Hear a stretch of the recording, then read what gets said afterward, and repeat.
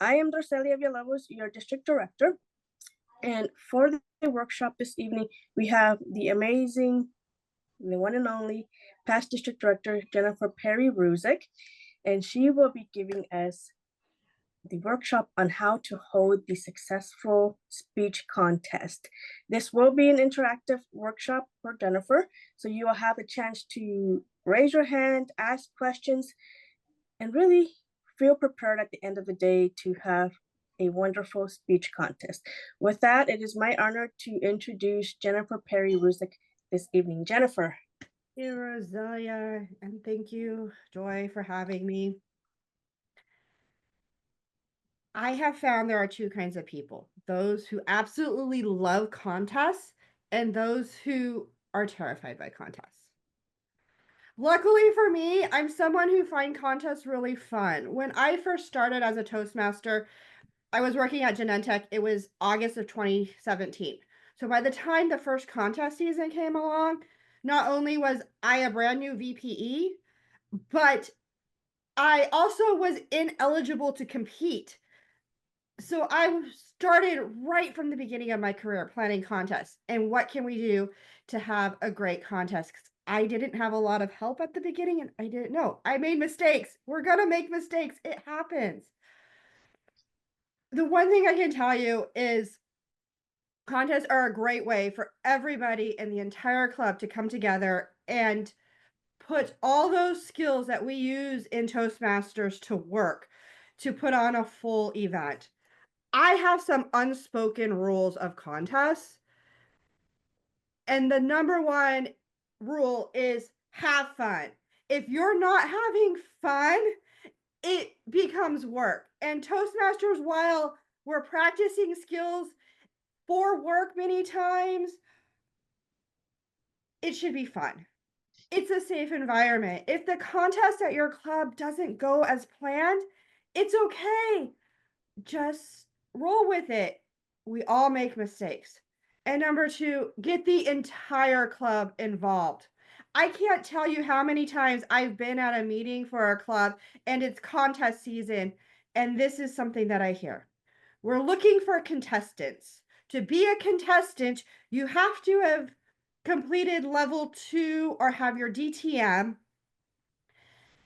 So if you're eligible to compete, please let me know.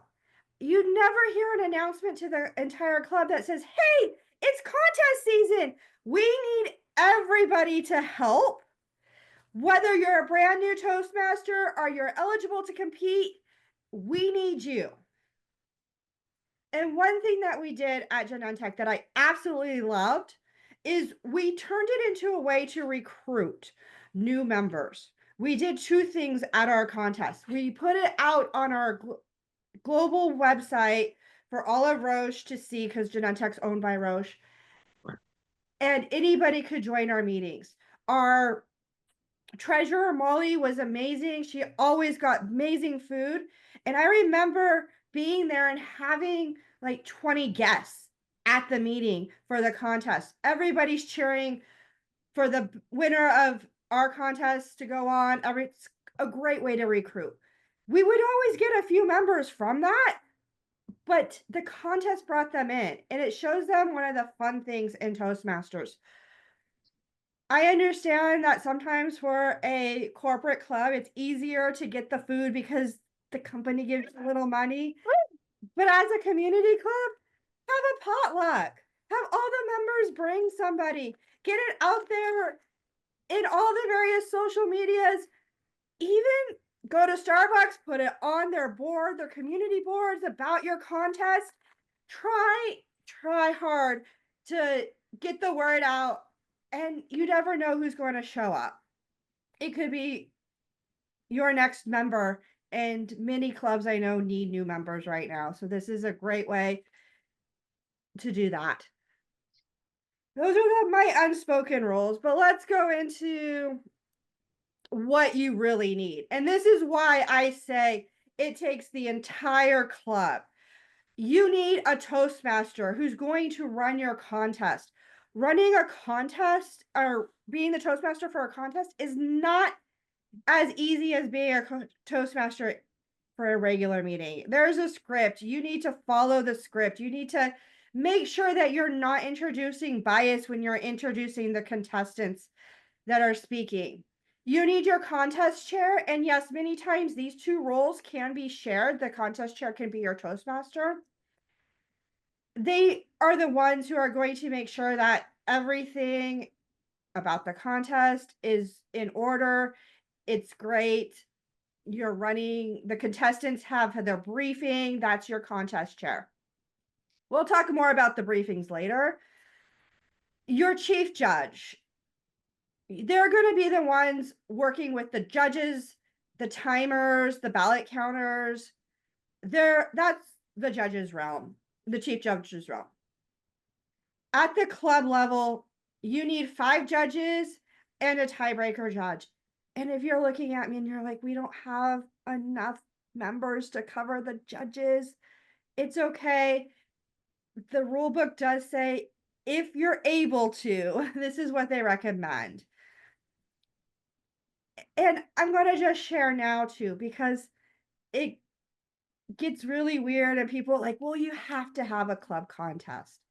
You don't. If you really do not have enough members who want to be contestants, and I just said get as many contestants as you can, because really just try to get as many people involved. It's okay for a club to say we want to nominate someone to be our contestant, so they can choose anyone in the club who is eligible to go to the area contest without having a contest.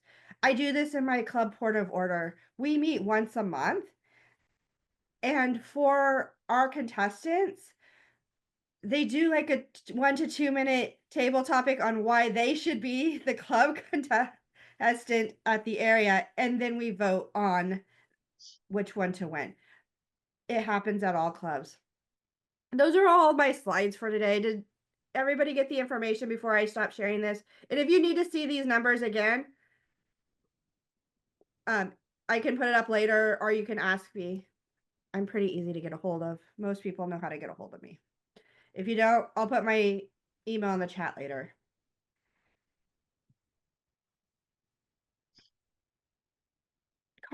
Contestants. Everyone focuses a lot about the contestants. Make sure your contestants are eligible. I'm going to share a story, and it really hurt when I heard a friend tell me this. Their district winner wasn't eligible to compete. And they went all the way up without knowing. So if you're competing in the international contest, make sure you know that your contestant is eligible to compete. To be eligible to compete now,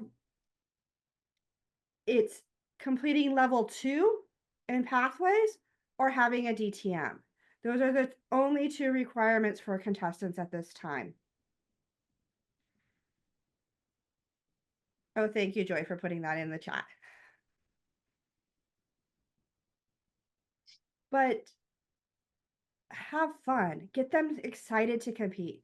The speeches, as was shared earlier this year, are international and humorous. The timing's the same for both, which makes it easier. You don't have to worry about what is the timing rules. And we'll talk a little bit about that a little bit later. But for the speeches, they need to be original, mostly original. If they're not mostly original, that's one of the few ways in which you can be disqualified. And if there is any material that they quote or is not their own, they must quote it. So it's okay to sing a song at the beginning or be like, in the words of so and so, but you can't use the whole speech as quotes. You can't quote an entire speech. You cannot just make it your own. For the humor speech, they do say do not make it a stand-up comedy routine. It should be a speech with humor. Yes, I know some comics are more storytelling, and that might work for a stand-up, but it should not be just a bunch of jokes.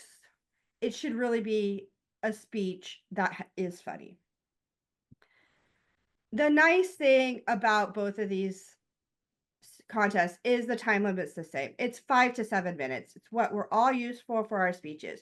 There's only a little difference in contests. And if you're doing this online, I have seen background timers that the timers have where it's counting up. You can't have any sort of indication of how much time the contestant has had. There are 2 grace periods of 30 seconds on each side. So the timer, it is very important that when the hits 5 minutes, it's green. That green shows until this 6-minute time when it goes to yellow. And then at 7 minutes, it goes to red.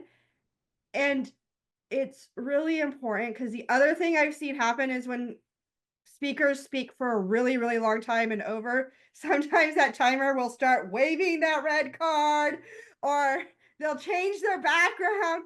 You can't do that in a contest. Sorry. It just needs to stay up until the contestant continues speaking. If there is a time disqualification, it will be announced later, but you never say who was disqualified, and we'll go over that a little bit more later. I'm assuming for clubs, you guys have a venue.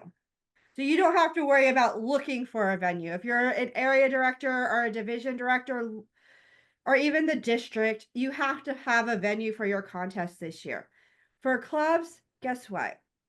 You can do whatever you want. If your club meets 100% online, you can do your contest online, even though we talked a little bit about earlier how the area, division, and district have to be in person. Club's the only level that it doesn't matter.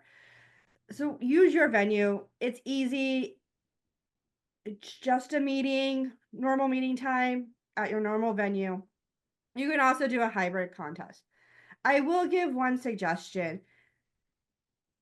If you have members who don't live relatively close to us geographically, I'm in a corporate club. Again, I know I said I worked at Genentech, now I'm at Gilead. And we actually have members in our club in District 4 that live in Canada. And I feel really bad saying, I would love for you to be a contestant. You're an amazing speaker. But then that person has to come here for the area and the division and the district if they keep progressing. And if your member wants to keep coming here multiple times over a few months, that they can do that. You can send whomever you want, but you just want to be honest with them. Like, hey, contests are in person this year. So if you're not local, you may not be able to compete, but we can use you in these other roles that I showed earlier. You know, those 5 judges, the ballot counters, the timers.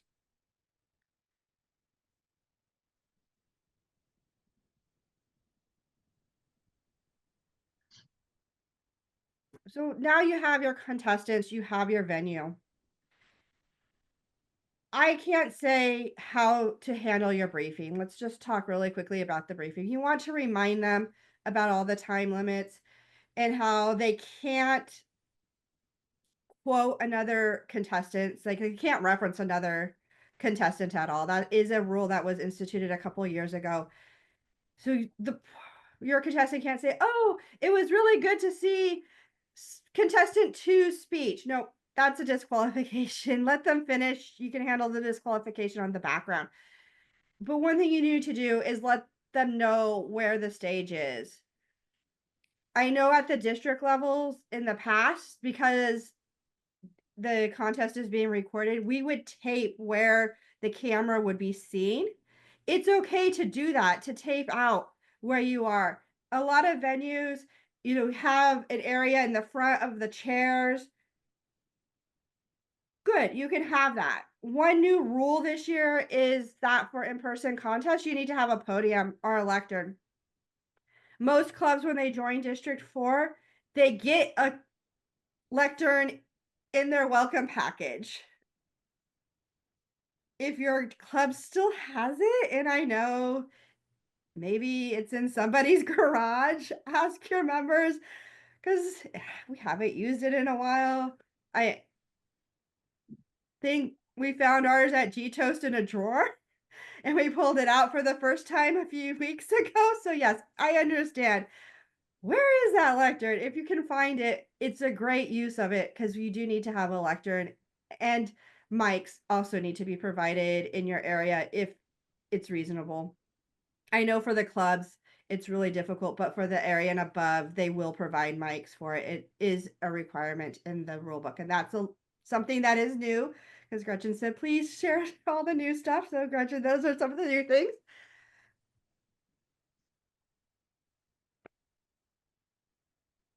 But it's really about the space. They all have to agree to what the space is. If you're online, I know it's a little bit easier because we all have these little boxes. So your space is kind of your little box. And remind them that if they have any props, which I have seen contestants have props, they have to set them up in the minute of silence before they go on.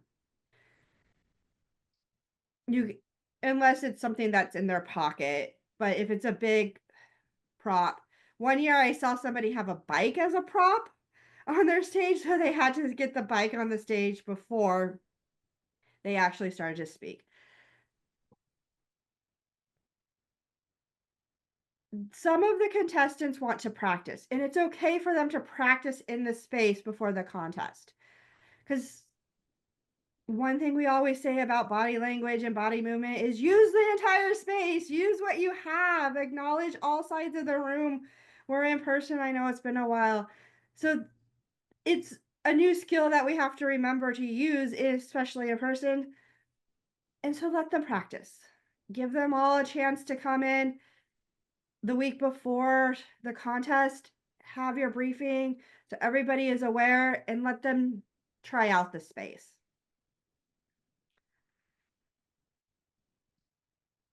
Then the contestants have until the Toastmaster is introduced for the contest to arrive on the day of the contest. I hope they all arrive on time. There have been some times though where you're sitting there going, where's contestant 3? Where's contestant 4? And they come in like right before it starts, and it gets kind of nerve-wracking. I always like to tell my contestants to be at least 15 minutes early so that if there's anything that goes wrong, we live in the Bay Area, traffic, you never know what's going to happen. Just make sure to get your contestants there. If a contestant is late and they arrive after the Toastmaster is introduced, then unfortunately, that's another disqualification. And the drawing of lots. We used to cut up paper strips at different sizes and hold them all at one length and let the contestants pick. Yes, this was old school. We have some new tools, and I think they're good, even though we're not necessarily always online. But wheelofnames.com is my favorite. It's a random wheel, and you type in all the names of all your contestants, and you hit spin, and it will pick one person randomly. That can be contestant 1. It's really nice because it will remove the person who won from the selection of names already there. So now you can pick contestant 2 and contestant 3. But if you want to actually draw lots, yes, Joy, 2 seconds. Yeah, go ahead. I'm not going to tell you not to. Yes. So my question is, the speaker order, does it have to be drawn right before the contest, or can it be drawn like 2 days ahead of time? It could be drawn 2 days ahead of time. I highly recommend that contestant briefing that you're doing maybe the week before, because if your club meets weekly or every other week, so the meeting before, and you're having your briefing to talk about the space, do it there. Okay. Yes, Gretchen? What was the name of that website? Wheel of Names? Wheel of Names? Yeah. Thanks. There's others out there. That's just the one when I was searching years ago. That was the first one that came up. So that's what I use. I'm sure you can find a name sorter. There's all sorts of different ones. But if you meet in person, if I may inject, you just get an old-fashioned piece of paper, write the number on it, and they draw truly from a hat. You could do that too. Yeah, but only in person. That's Now we've got our contestants out of the way, but we're going to get ready for the contest with all of our other functionaries. Remember those judges, timers, and ballot counters? Let's talk about them for a minute. The chief judge is going to be the go-to person for this. They will host the judges briefing. This can be done again the meeting before if you're in person. If they want to have a hybrid meeting, they can do that for the briefing. Or if they're all like, hey, can we meet on a different day and time and just do it all online? It's fine. It doesn't matter how you do your judges briefing because the judges don't necessarily need to know what the space is at the time of the judges briefing. For them, what's important is a few things. The chief judge should remind the judges that they need to follow the ballot. So every contest has its ballot. You're looking for things like originality, body language. Does the message relate with the audience? What's the audience's reaction? And everything has a different score. So follow what it is. And if you do that, hopefully you don't have any ties. But it might happen. Maybe two people score the same in your mind. However, the judge filled out the ballot in the numbers at the end, the ties have to be handled by themselves, because at the bottom of the ballot, it will ask them for first, second, and third place. It does not care about the scores up above. You just rank 1, 2, 3. That's why I say if there's a tie, it's up to you. Just pick one. Make sure they sign that ballot. I can't tell you how many times a judge has not signed the ballot. Chief judge should remind them, please sign your ballot. And on the day of the contest, remind them again, sign your ballot. I know the rule book says that all judges are supposed to be kept a secret. However, your ballot counters are going to be in the room collecting the ballots from people. If you remember the days before the pandemic, and they would say, will the judges please put their ballot in the air so that ballot counters can collect. And I always laughed when we went online and everyone was, we shouldn't know who the judges are. We're supposed to be a secret. But we always asked them to put the ballot in the air when we were in person, even though it was always supposed to be a secret. And the only judge who is really, really a secret is the tiebreaker judge. The only difference between a regular judge and the tiebreaker judge is this. The ballot that is given to the tiebreaker judges does not ask for just 1, 2, and 3. The tiebreaker judge's ballot will list all the contestants, so they have to rank everybody. If you have 6 contestants, they will list first, second, third, fourth, fifth, and sixth. The second difference between the tiebreaker judge and the regular judges, their ballot may not actually ever be opened. The only time the tiebreaker judge is used is if there's a tie in the contestant order and it's used to break the tie. It has happened. I personally, since 2017, have seen it happen 3 times. So it's uncommon, but not that uncommon. And we'll talk a little bit more about the ranking system when we talk about the ballot counters. But are there any questions about the judges? Any concerns about 5? Yes, Joy? at the club level, does the judges need to meet any educational level? No. No. Okay. Judges have to be members. And that's why another thing is a great way because your newer members can be judges. Yes, they can't compete. And I think that's also why I feel a little bad when people say focus on contestants, is now the new members may not feel like they can help. Yes, Gretchen, first. My understanding was that the international contest have the 2 levels of pathway, but the humorous contest does not, because those people can't go on. Is that correct? Correct. For contestants, for humorous, yes, I apologize. Anybody can compete in humorous. It doesn't matter. Most of the rules that I talk about are more for international, but yes, at humorous level, the contestant, anybody can be eligible. Joy, do you want to go before Rosalia? I would just say, well, do you want to talk about the club has to be in good standing? What Yeah, that we can talk mean? about that in just a second. Sure. Rosalia? I just wanted to add that while the requirements for the contestants are different for the international speech contest and the humorous contest, the requirements for the judges are the same no matter what the contest is. They need to have at least completed a level 2 on pathways, on one pathways, doesn't matter which one, and or be a DTM.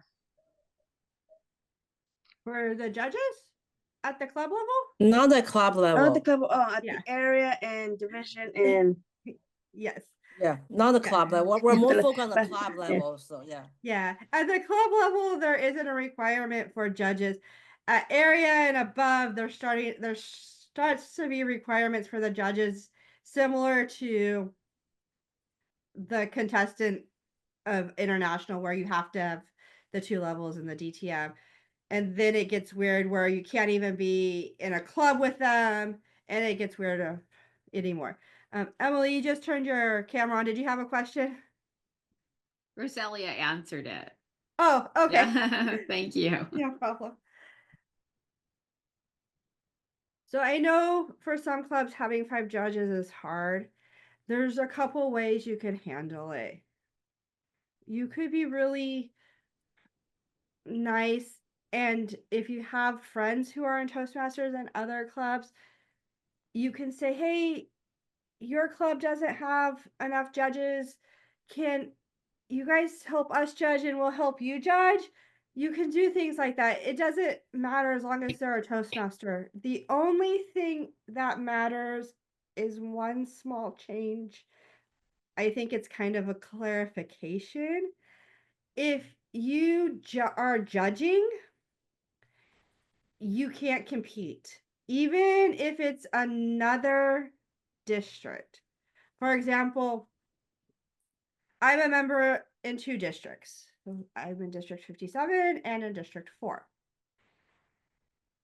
If I'm going to compete in District 4, then I can't judge any contest in District 57. Oh. Especially for the international level. It's the same contest though. So like if it's international, I'm competing and I can't do international. I could do humorous if I'm not doing humorous in the other or table topics, but it just gets really weird and confusing. I would just recommend, if you're going to compete, let's just try not to judge. I did have someone reach out to me years ago asking if one of the members who was competing in a different district, if they were judging any of our contests here. And I said, I don't think so. We couldn't find anyone, but it does happen. It also means, as a contestant, there's one other thing, and I have had this happen before. I was the contest chair for District 4 years ago, and we got a notification the evening before our contest that one of our contestants had placed in the district in a different district, meaning that they were actually ineligible to compete in our contest. So we had to scramble for the backup. So if you have someone who comes in second place, there's always a reason why you should be ready to go, because you never know what's going to happen. So please, remind your contestants, if they're competing at the club level, it's not a big deal because you can compete in any clubs you want. But if they do win, they must select which area or above. They can only pick one. Rosalia, any other question? You have your hand up. Oh, okay. Joy? So actually you talk about, so basically even as Gretchen said, the one contest, humorous contest, just stop at district. Yeah. But still you're saying the other district member, wait, say, the other district member cannot be a judge in, Mhm. even though they will never see each other. Yeah. Oh, okay. Thanks. Thanks for the Joy? clarification. Yeah, this is really helpful. Yeah. Okay. They added the wording that was added from the years was even in another district. So that's why I feel like that's the clarification. So when with that added, I feel like, okay, let's just not do this. It means no. Just don't judge humorous. If you're competing humorous here, don't judge humorous there. If they intended something different, I apologize. That's how I read it. Okay, thanks. Okay. So let's talk about our ballot counters for a minute. These people will grab the ballots and then they're going to step outside of the contest in the middle of the contest with the chief judge, and they are going to determine who the winner of the contest is. They have a form. It's a ballot counters form. In fact, if you go to Toastmasters International and you search speech contest, they have a whole kit. And all your ballots are in there, all your cards are in there, like for the timing where they record all the times and for the ballot counters.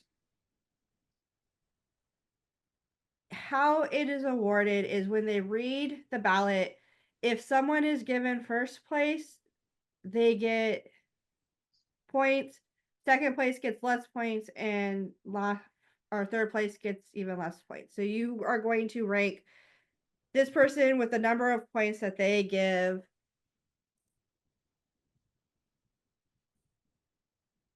And at the end, add it all up, and the person with the highest amount of points wins.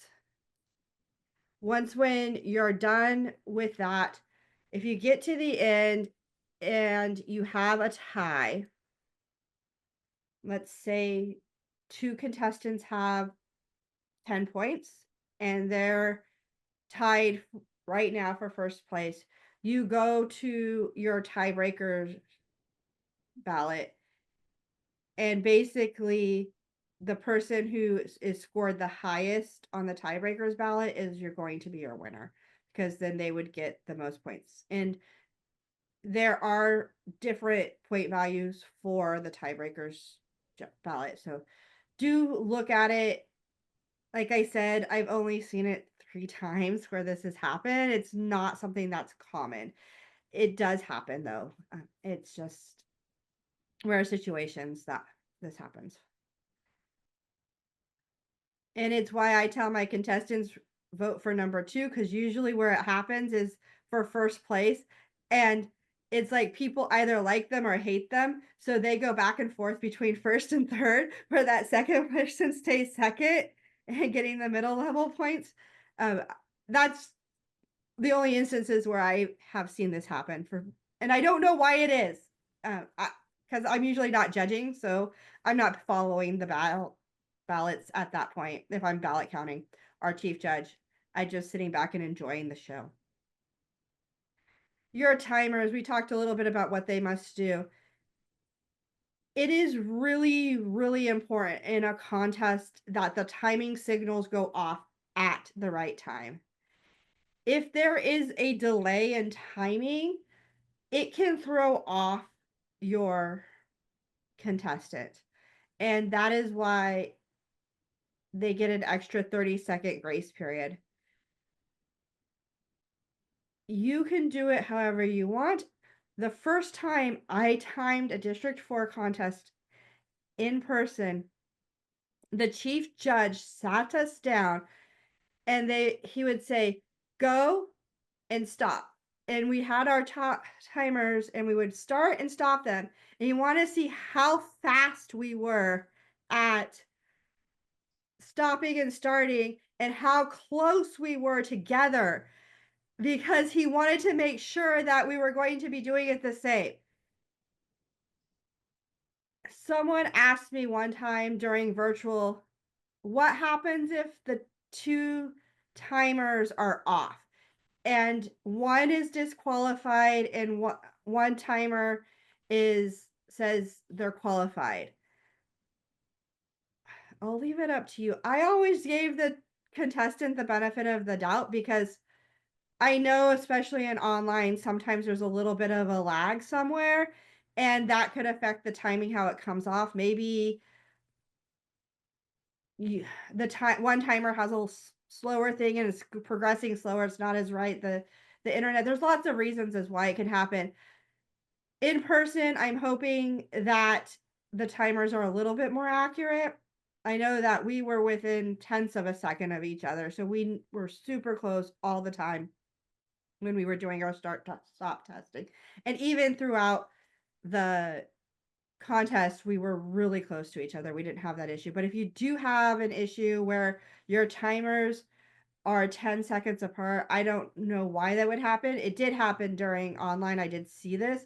And you have one that says they're good and the other that says they're disqualified. I'll leave it up to your chief judge. I like to err on the side of the contestant and let's go ahead and give the person a little like, okay, it's okay. Maybe something happened with the other person's timer. You don't really know what happens. You're not there. So be nice. Let them go. Don't make a big deal out of it. Now, I will tell you this. When I was an area director preparing, this story was shared with us that a district leader was visiting a club. They were having a club contest. They had one contestant, and the contestant was disqualified on time. If your club has a contest and your contestant is disqualified on time, your club cannot compete at the higher levels because your contestant is disqualified. If your club is in that situation, you only have one person, don't have a contest. Just nominate them to go on to the area. You can have them practice their speech, their contest speech. It's a great thing to do anyhow.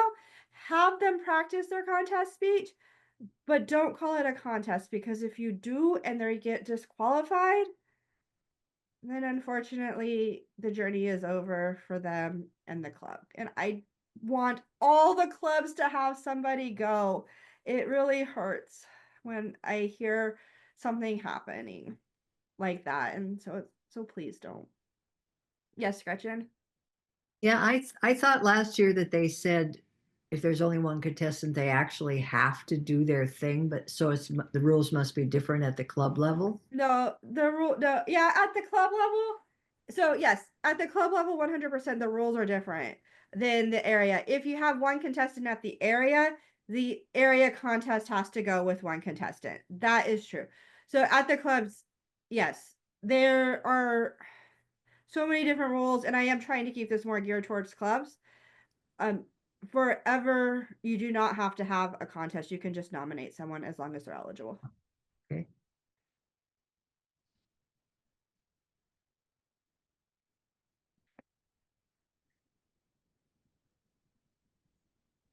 When the announcement of winners is done at the club level or any level, really, you're supposed to start with third, second, first. And I always have found this odd because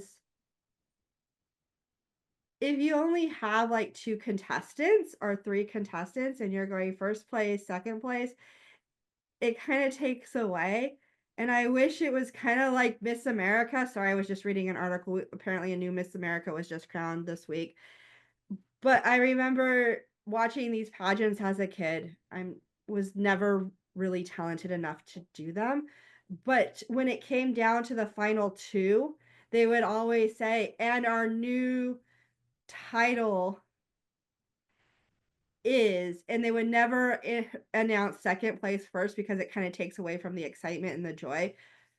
By announcing second place, I feel like, and in second place we have Greg. It's like, oh, but the excitement's then over because now everybody knows Gretchen won because, only Rosalia, Greg, and Gretchen were competing. And so, unfortunately, we do have to announce them. It's always nice to give them awards. The Toastmasters International site has a lot of really inexpensive awards, because if you go to a regular trophy store, you'll be spending a lot more money. It's very reasonable. If your club has district credits, this is a great use of those district credits. Get those awards. Use your district credits. And give them something nice. And yes, when they go to the area, division, and district, they will get awards as well, trophies for the top 3. Yes, Joy? I do have a question actually, because now you make me think, because for each division, we only have 3 areas. So in that sense, if someone from the club go into the, am I right? Okay. Yeah. So in a sense, at the area, when someone makes to the area level, if they go to division, they will end up, we only have 3 competitive contestants at the division contest. Yeah, just come back to you. I like the idea, award people. And we'll have top 3 awarded. Okay, thanks. The last thing that has to be done is you have to submit your winners to the next level, so to your area director, and please do that with the forms, the contestant eligibility, which we forgot to talk about. There is a contestant eligibility form that they have to sign. The judges also have to sign a code of ethics form, a judge's code of ethics. If you send all of those to your area director, they will love you and be like, yeah, I have everything for this club. The other thing I would like to say is, if your club is going to send a contestant to the area, at the area, there needs to be equal number of judges from each club. So please also send a judge with them. Say, hey, here's my contestant and here's my judge. If you do that and you have all the forms sent to your area director, they will love you even more. They'll be like, this is great, because it's all about being prepared. At the division level, it gets a little weird. If your contestant makes it to the division, you can't have a judge from your club, so don't worry about sending a judge to the division if your contestant is competing. But if your contestant loses in the area and you can send a judge, your division director will probably love you. That's Rosalia. Can you please show our members where they can find out who the area director is, just in case they don't know who they are? Yes, I will do that. Let me close that web page. It's just my email. Okay, so if we all go to district for d4tm.org is our district website. If you go to areas and divisions under the district for Toastmasters, it lists by division. You could click here. It will always start with the division director at the top, and then your area directors. And if you forget which area you are in, it does list the clubs, which means you could be take a little bit to find you. But you can also, there's a map. You can do club locator by map or by city.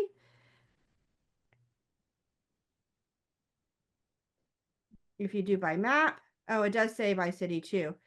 You can kind of see which division you're in if you look at the map. So you can see, like, this is division A down here, and it's a little harder in San Francisco with a little bit of overlap of D, C, and E. So you might have to zoom in a little easier with A, B, and C on the peninsula. Once when your contest is over, you've submitted all the forms to the area and your judge. Celebrate with your club. Give everybody a round of applause, because it does take a whole team.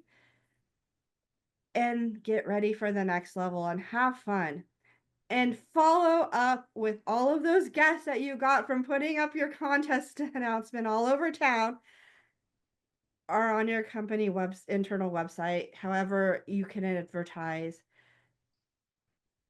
You will probably get 1 or 2 guests who could become members that way. I know I've always seen it every time we've had a lot of guests.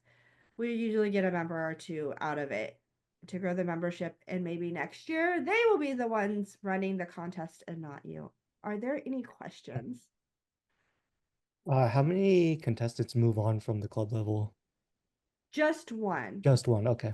But I would always tell your second place person to be ready. Okay. There was an area or a division, I think it was an area contest, where the club contestant didn't show up, but the third place winner of the club did. And so they were able to compete, and they actually won. Okay. So yes, be ready to go. If you're number 2 or number 3, show up, because if something happens, you get to go on. Okay, great. Thanks.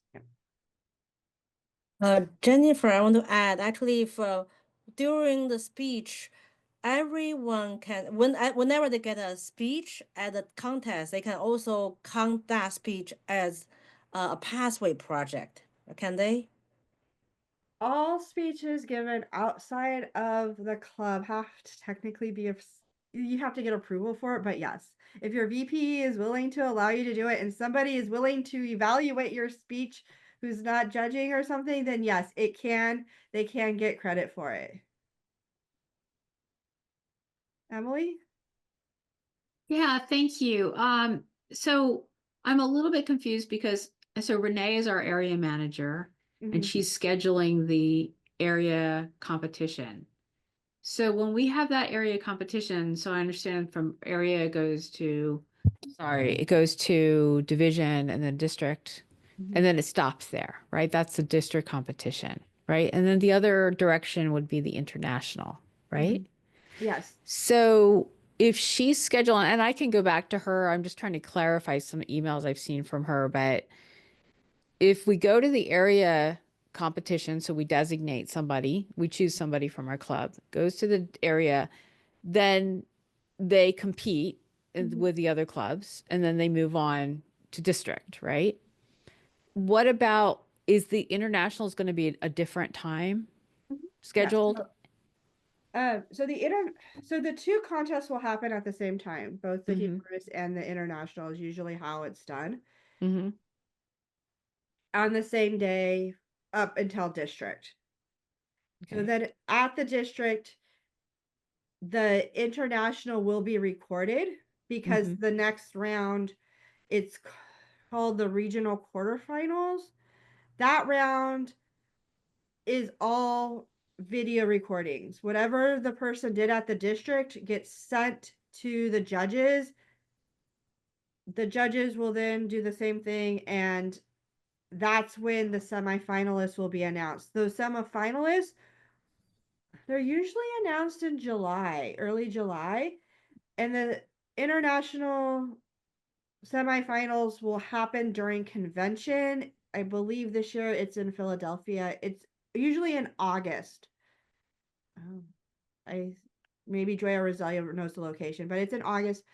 If you have a contestant going to the international semifinals, there's actually some help with travel and stuff. It's not 100% on the contestant.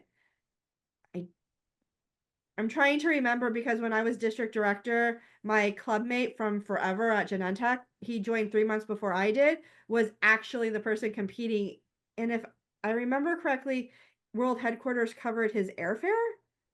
And then he had to pay for the conference pass, but there is, he didn't have to pay 100%. And Okay. if I confused you even more, I apologize.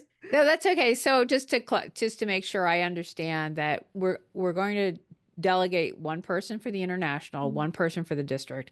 Both of those people will compete at that area meeting that Renee is in the process of finding a location for, basically. Okay, thank you.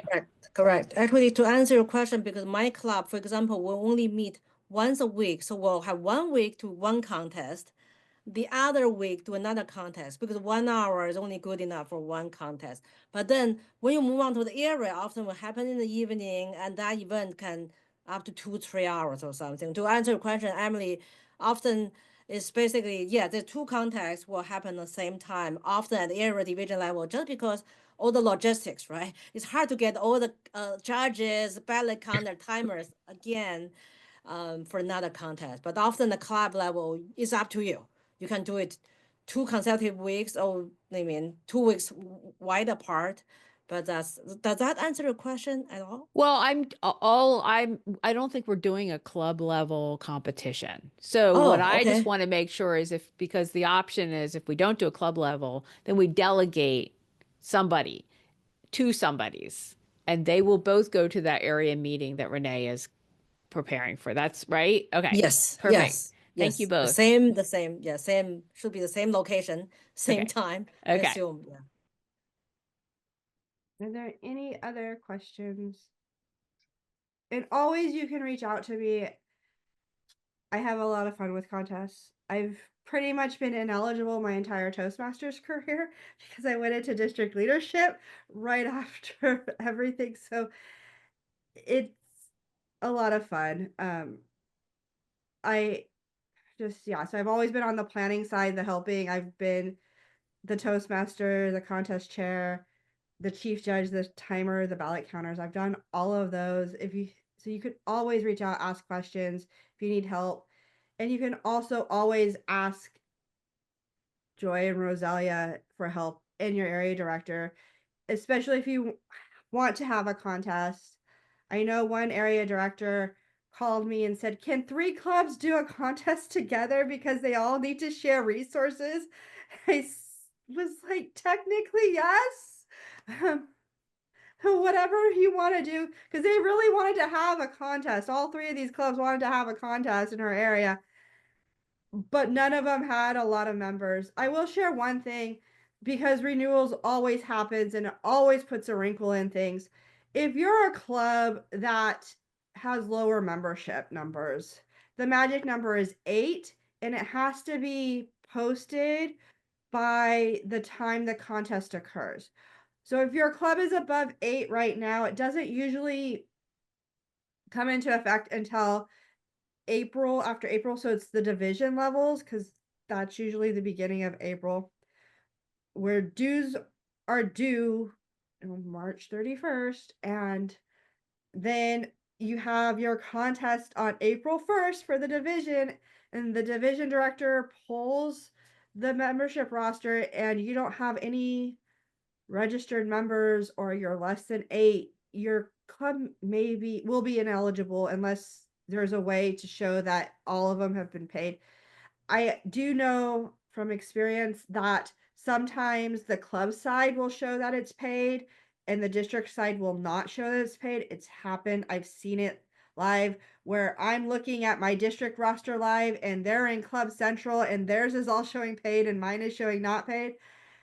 It is a little bit of a delay. So if it's getting close and your club has not paid, please make sure they do pay with enough time to update the district, or be prepared with your computer or mobile device to go into Club Central to verify it, because I want everybody to be able to compete. I think it's fun. Every contestant I've talked to who's ever competed at any level has always said they've gained so much more from competing than they have from just doing speeches. I'm looking forward to the day when I can compete, because I would love to. It's going to be fun. Might be next year, maybe not. We'll see what happens. But Greg had a question. oh, Yes. Greg has a question. Sorry, you just muted yourself, Greg. Yeah, okay. I was wondering, Jennifer or anybody here, have you guys ever seen somebody repeat a speech in a later contest? And they say that it has to be different, but how different? How do they gauge that? So your speech, many times when you're going through, you're giving the same speech round after round after round. That's fine. What they're more concerned about is 2 things. It needs to be your ideas, so you're not sitting there quoting people time after time. It's not a bunch of quoted projects, and then a quote, and then you talk about the quote, and then you know, a lot of it being quoted. The other thing is, this has happened where the winners of the international speech contest, all their winning speeches are on YouTube. And one time a contestant gave somebody's winning speech. That you can't do. But you can have a quote. And you can give the same speech over and over again. There are a few exceptions. And there aren't a lot of people that it applies to. But if you're going to semifinals, you have to give them the verbiage of your speech written out for both of your speeches that you're doing at that level. Because if you make it to finals, your final speech has to be different than your second speech. And if somebody makes it to that level, they'll be getting more information about all of this and how it has to be different in different themes. It doesn't really apply to the club, so I didn't focus on it too much, but since you asked, Greg, those have to be completely different. They can't even have the same theme. And if you do present at that level, you can't use that speech again in a competition season. So then you can't give a speech this year and then give the same speech next year, even if it's different but the same theme? If you gave it at a semifinals before, is my understanding. Okay, so that doesn't apply to area and division then. It doesn't apply to area and division, no. There are very few people who make it to the semifinals. I mean, there's 24, I think, that make it every year out of all the Toastmasters. So it's a very small group of people. And even of those people, you know, if they give it there, that's the speech they can't give again. So, like, for example, Suraj's speech about his struggles having a child with his wife, he can't do that again at the international contest. It was a very moving speech. I saw it so many times. He just had another baby. Yes, he just had a second child. Well, thank you everyone for coming. I would also like to thank Jennifer. Thank you so much for having this workshop on how to do a successful speech contest. Thank you for all your knowledge. And I would like to formally close this workshop. Hi, Christina.